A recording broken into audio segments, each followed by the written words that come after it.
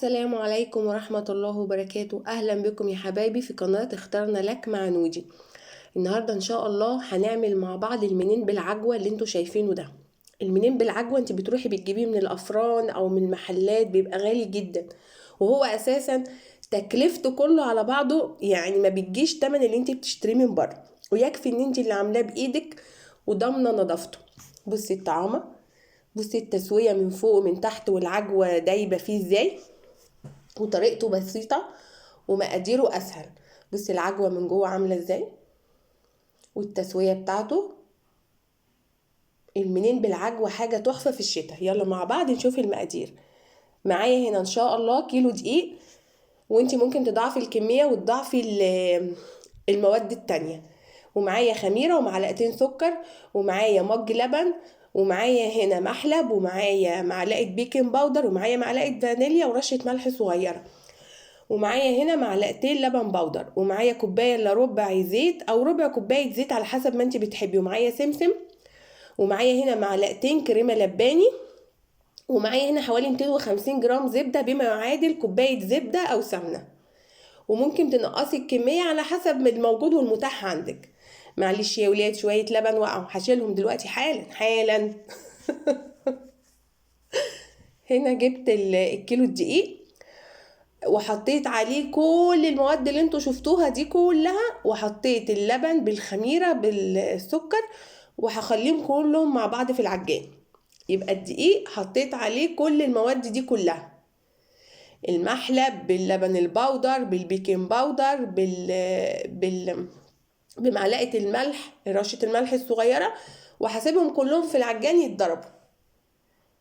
يبقى انا حطيت كل المكونات اللي انا قدمتها في المقدمة دي كلها على بعضها، وخليتهم في العجان يتضرب.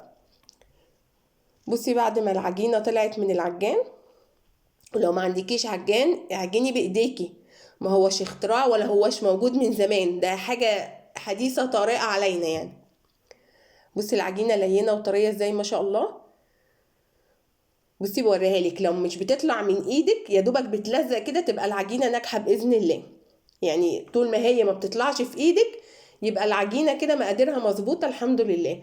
هجيب البولة بتاعتي وهحط طبقة زيت من فوق عشان تختمر بسرعة، الجو برد. وطبعا انتوا اتعلمتوا ببقى مشغلة الفرن وقافلاه، وبعد كده بدخلها تختمر، وهوريها لك بعد ما تطلع من الفرن وهو مقفول.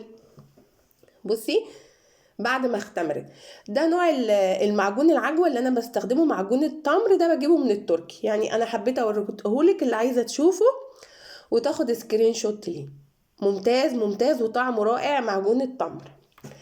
هنا هبتدي بعد ما العجينه خمرت في البوتاجاز وهو مقفول، هبتدي افردها. حاولي على قد ما تقدري ترققي العجينه لان انت هتلفي رول، فانت لو خليتيها سميكه وتخينه كده هترف معاكي رول، بس مش هتستوي، هيبقى نصها ني من جوه. فعلى قد ما تقدري رققي العجين لان انت لسه هتلفيها رول.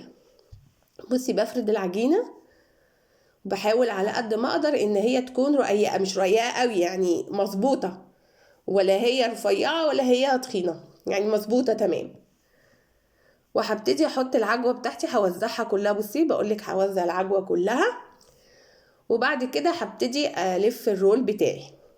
المنين بالعجوه معروف اساسا ان هو بيبقى طري، يعني ملمسه بيبقى طري. انا حطيت معلقتين الكريمه اللباني، بيخليه طري، بيخلي طعمه تحفه. ولو مش موجود عندك استغني عن الكريمه اللباني، ولو مش موجود عندك اللبن البودر استغني عن اللبن البودر. يعني في حاجات ممكن تستغني عنها ويمشي عادي، مش هيعيط والله، هيبقى تمام وزي الفل. بصي يعني استخدمي الامكانيات المتاحه عندك. بوزع العجوه في النص. المهم ان انت تعملي الحاجه دي بايديكي في بيتك لاولادك. اولا ما فيهاش نسبه سكر ومغذيه جدا، عباره عن تمر، انا مش حاطه سكر كتير، معلقتين سكر، لبن، كلها مواد غذائيه ومفيده لاطفالك وليكي. يعني ابعدي عن الحاجات الجاهزه اللي بتيجي فيها كميه سكر، اعوذ بالله. بصي هنا هبتدي الف رول، وبعد كده هقطعه بالتساوي. خلي بالك وانت بتلفي الرول على قد ما تقدري تحاولي تقفليه كويس عشان ما يفتحش منك في الفرن. بصي هبتدي اقطع بالسكينه، يعني برضو تكون الدايره مظبوطه، ولا هي رفيعه ولا هي تخينه، لان هو لسه هسيبه يختمر شويه كمان بعد ما احطه في الصاج قبل ما ادخله الفرن.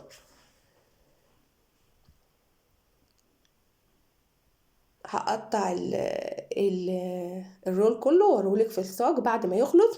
ما تنسوش بقى يا حبايبي اللايك للفيديو والاشتراك وتفعيل الجرس، قناه اخترنا لك مع نودي، علشان اي حاجه جديده انزلها توصلك مني باذن الله.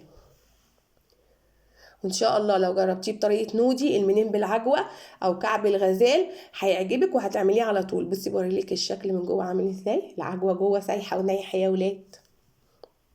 بصي بعد ما خلص الكيلو دقيق ما شاء الله تبارك الرحمن عمل 3 صاجات. هنا ولادي بيحبوا شكل القرصه يعني قالوا لي يا ماما اعملي لنا القرصه المدوره دي، فقسمت عملت نص قرص ونص منين، طلع ما شاء الله تبارك الرحمن عمل 3 صاجات. الكيلو دقيق طلع الكميه دي كلها، والله تشتريها من بره بكام؟ ب60 او 50 جنيه الشويه دول، وهم اساسا ما يتكلفوش حاجه في البيت. بصي بقى هنا جبت سمسم وجبت شويه لبن، هبل المنين باللبن وبعد كده احطه في السمسم زي ما بيتباع في الفرن والمحلات، بس هو بره بيتباع غالي، هنا ما كلفناش حاجه، كله من البيت موجود عندك في بيوتنا. بصي اخدت باللبن وهنزل في السمسم اهو زي ما انت شايفه كده، بسيط وما فيهوش حاجه، وكلنا ستات شاطره وكلنا بنعرف نعمل كل حاجه. وفي الشتاء دفي البيت ودفي الاولاد وشغلي في الفرن بتاعك وخلي كده ريحه المخبوزات تطلع في البيت، ليالي الشتاء جميله. بصي اهو هحط في السمسم، هكمل بقى الصاج ده كله وهوريهولك اول ما يخلص على طول باذن الله اهو. ويكفي اللي انت عامله بايديكي وضامنه نظافه الحاجه وانت اللي شغاله في حاجتك بايدك اهو. خلاص اهو هدخله الفرن، انا كنت مشغله الفرن على درجه حراره 200 اهو. بعد ما طلع من الفرن هغطيه، بعد ما بيطلع الصاج من الفرن بتغطيه، المنين بيبقى طري. واي حد يجربه بطريقه نودي بالهنا والشفا يا حبايب قلبي. ما تنسوش اللايك للفيديو والاشتراك وتفعيل الجرس، والصوت طعمه بالهنا والشفا للي يجرب.